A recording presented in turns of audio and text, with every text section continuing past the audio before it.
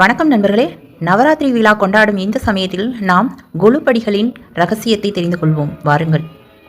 நவராத்திரி வந்தாலே வீடுகளில் நிறைய பொம்மைகள் அழகழகா படிகளில் அலங்கரிக்கப்படும் இல்லையா?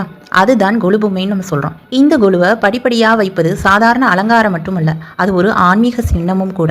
3 படி கொலு வைத்தால் அது சத்வம், ரஜஸ், தமஸ் போன்ற குணங்களை குறிக்கக்கூடியது. 5 படி கொலு பஞ்சபூதங்களை குறிக்கும். 7 படி கொலு 7 உலகங்களின் சின்னம். 9 படி கொலு நவராத்திரி 9 இரவுகளின் அர்த்தத்தை குறிக்கக்கூடியது. ஒவ்வொரு பொம்மையும் ஒரு கதை சொல்கிறது. தேவதைகள், ரிஷிகள், ஐயர் பொம்மை, திருமண சீன், கிராம வாழ்க்கை எல்லாம் வாழ்க்கை பாடங்களை சொல்லும் விதத்தில் அமைக்கப்படுகிறது.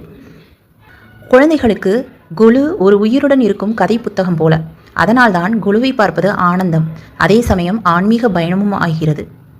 ஆகவே கொலு என்பது பொம்மைகளில் மறைந்திருக்கும் ஆன்மீக அர்த்தமும் வாழ்வின் உண்மைகளை கற்றுத்தரும் விழாவின் கலையுமாகும். நாளைக்கு வேறு ஒரு தகவலோடு மீண்டும் சந்திப்போம். நன்றி, வணக்கம்.